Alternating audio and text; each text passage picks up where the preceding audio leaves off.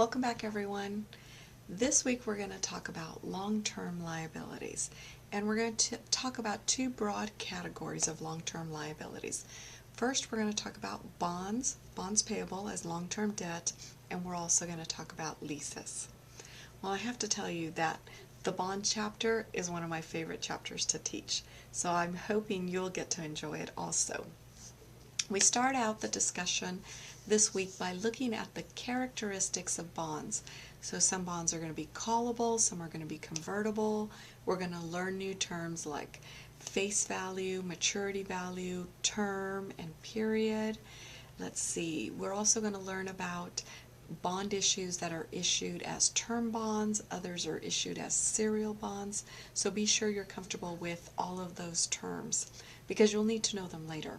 Oh, some other terms you'll need to know that are very, very important are the names, what we call interest associated for bonds. So the coupon rate, the nominal rate, the stated rate, the contract rate, those are all synonymous. Those all mean the same thing. That's the rate of interest that's on the legal document when the bond is issued. Okay? Market rate or effective rate is what's happening today in the market. Okay, so make sure you know how to separate those two. Basically, nominal, coupon, contract, and stated, all of those mean the same thing. Okay, and then the market rate or the effective rate or effective yield, sometimes it's called, it's what's happening today. So you'll need to know those two rates. You'll need to be able to differentiate between those two for when we do our calculations. All right. So we're going to look at some journal entries for recording the issuance of bonds.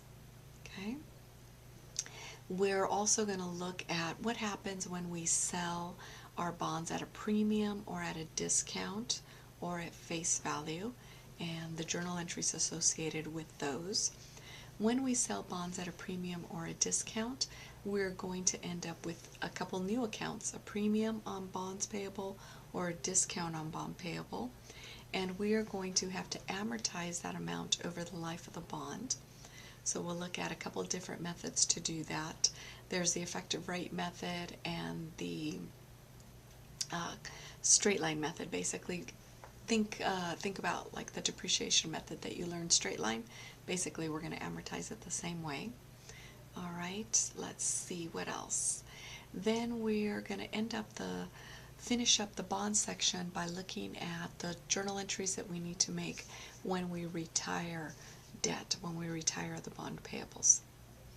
The second half of the chapter deals with leases, long-term leases. So first we need to differentiate between capital leases and operating leases, and that will give us the treatment for the financial statements.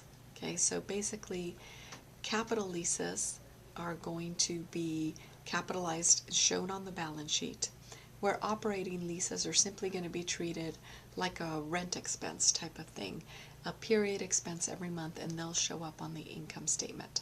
So we'll look at differentiating between those two and how we're going to treat them on our financial statements. And those are the two major types of long-term debt that we're going to look at in this chapter. So back to the bonds, because I forgot to tell you something. The bonds, of course, we're going to need to use our time value of money principles that we started in the last chapter. The big thing I need you to remember is that whenever you go to the time value tables, you're always going to go to the time value tables with the market rate, never with the contract rate. Once you start working problems, you'll realize what I'm talking about. Okay? So that's why it's very important that you be able to differentiate between the contract rate and the market rate, because you're going to need it for your calculations. Anyway, this is a fun chapter, and like I said, it's my favorite chapter to teach. So I hope you think it's as fun. There's lots of work. Please email me if you get stuck on anything or if you have any questions. Okay? Thank you.